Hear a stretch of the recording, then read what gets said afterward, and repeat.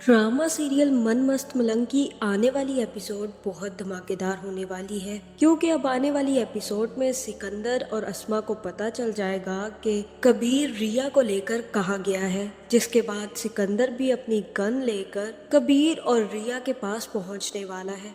लेकिन अब रिया भी सिकंदर और अस्मा के सर पर एक बहुत बड़ा बम फोड़ने वाली है। तो अब क्या रिया करने वाली है अस्मा और सिकंदर के साथ, ये जानने से पहले अगर अब तक आपने हमारा चैनल सब्सक्राइब नहीं किया तो जरूर करें। जहां अब वफा की तो पोल खुलने वाली है और ये बात मुबीन को पता चल चुकी है कि वफा मां नहीं बन सकती और वफा को उसने एक आखिरी मौका दिया कि वो उसे सच बता दे। लेकिन वफा ने फिर से वही चालाकी खेली, जहां अब मुबीन को सब कुछ पता चल चुका है कि वफा मां नहीं बन सकती। जिसके बाद मुबीन वफा को वापस ले आएगा और कहेगा कि मुझे कोई टेस्ट नहीं करवाने, मैं पहले ही जान गया था कि तुम मां नहीं बन सकती, लेकिन मैं ये चाहता था कि तुम अपने मुंह से मुझे सच बता दो ताकि मुझे ये ना लगे कि तुमने मुझे धोखा दिया है। लेकिन तुमने मुझे सच नहीं बताया। अब मेरी माँ की बातें सच निकली हैं और अब मैं शादी करूंगा तो अपनी माँ की वजह से, औलाद की वजह से। अब मैं औलाद की मजबूरी में शादी कर रहा हूँ।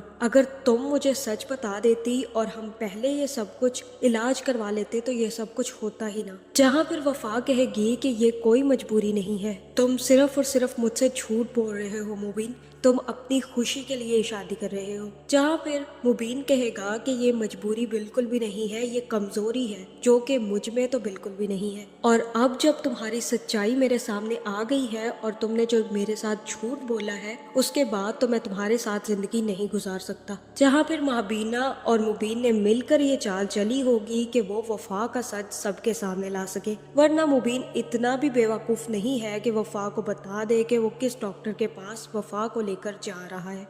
जहां वफा और मिन्हा की चालाकियां तो धरी की धरी रह जाएंगी, जहां दूसरी तरफ कबीर भी अब रिया का दिल जीतने के लिए सब कुछ करने वाला है। लेकिन रिया भी अब कबीर के साथ नहीं रहना चाहती। जहां पर रिया कमरे से निकलकर बाहर बैठ जाएगी और कबीर आकर रिया को लेने के लिए पहुंच जाएगा। जहां फिर कबीर कहेगा कि रिया तुम यहाँ पर क्यों बैठी हो, चलो कमरे में चलो, सो जाओ अब चल के। जहां फिर रिया कहेगी कि मैं कमरे में नहीं जाऊंगी, मुझे अपने लिए अलग कमरा चाहिए।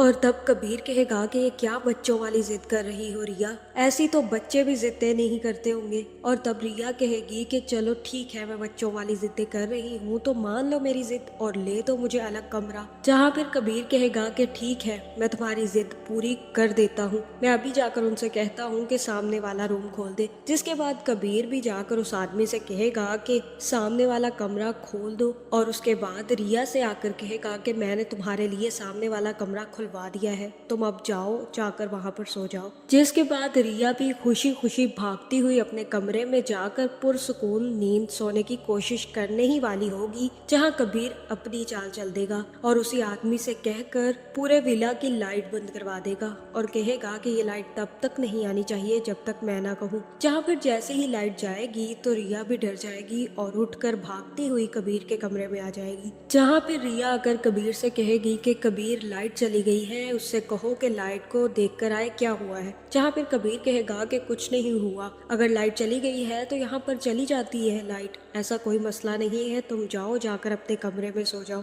जहाँ फिर रिया कहेगी कि मैं कैसे इतने अंधेरे में उस कमरे में जाकर सो जाऊं, मुझे तो डर लगता है, मैं उस कमरे में अकेली इतने अंधेरे में नहीं रह सकती, मुझे बहुत ज्यादा डर लगेगा। जहाँ फिर कबीर कहेगा कि तुम्हें डरने की तो जरूरत ही नहीं है, तुम यहाँ पर सो जाओ मेरे पास, मैं हूँ ना तुम्हारे पास। जहाँ फिर रिया कहेगी कि मुझे तो इस बात का भी डर है, लेकिन कबीर रिया की बातें इग्नोर करके खुद तो सो जाएगा और रिया से कहेगा कि अगर तुम्हें यहाँ पर सोना है तो तुम सो सकती हो और अगर तुम्हें अकेले सोना है तो जाओ, जाकर अपने कमरे में सो जाओ। जहाँ फिर रिया भी कबीर के साथ ही वहीं पर सो जाएगी। जहाँ फिर जैसे ही सुबह होगी तो सुबह होते ही रिया को भी शक हो जाएगा कि कबीर ने यह लाइट खुद बंद करवाई थी ताकि रिया उसके कमरे में आकर सो सके। जिसके बाद रिया कहेगी कि कबीर तुम मुझे पागल कर दोगे या फिर तुम मुझे इस हद तक ले जाओगे कि मैं अपनी जान ले लूं और या फिर मैं तुम्हें छोड़कर भाग जाऊं। जहाँ फिर कबीर कहेगा कहेगा कि अगर तुम अपनी जान ले लोगी तो मैं भी अपनी जान ले लूंगा।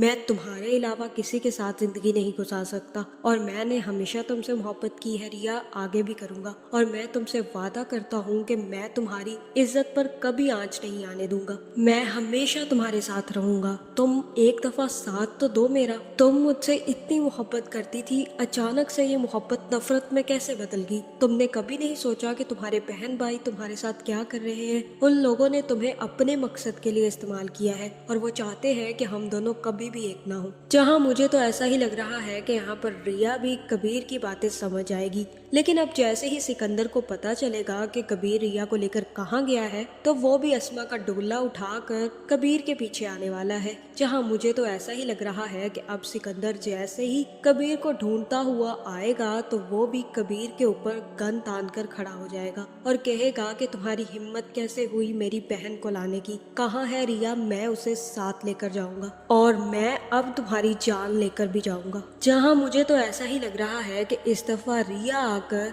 अपने भाई सिकंदर को रोक देगी और कहेगी कि बस बहुत हो गया, मैं कबीर के साथ अपनी मर्जी से आई हूँ और आपको कोई हक नहीं पहुँचता कि आप कबीर के साथ इस तरह का सलूक करें। मुझे आपके साथ नहीं जाना और मैं कबीर के साथ ही रहना चाहती हूँ। जहाँ फिर ये सुनकर अस्मा और सिकंदर के सर पर तो बम फूटने वाला है और ये दोनों तो अब पानी पानी होने वाले हैं, क्योंकि इन दोनों का प्लान तो अब मिट्टी में मिल चुका है। और अब कबीर ने भी पूरी कोशिश की है कि रिया को उसकी मोहब्बत का यकीन आ जाए, जहाँ अब रिया को भी कबीर की मोहब्बत का यकीन आ जाएगा। तो आपका इस बारे में क्या ख्याल है? कमेंट करके जरूर बताएं और ऐसी वीडियोस देखने के लिए हमारे चैनल को सब्सक्राइब करना ना भूलिएगा।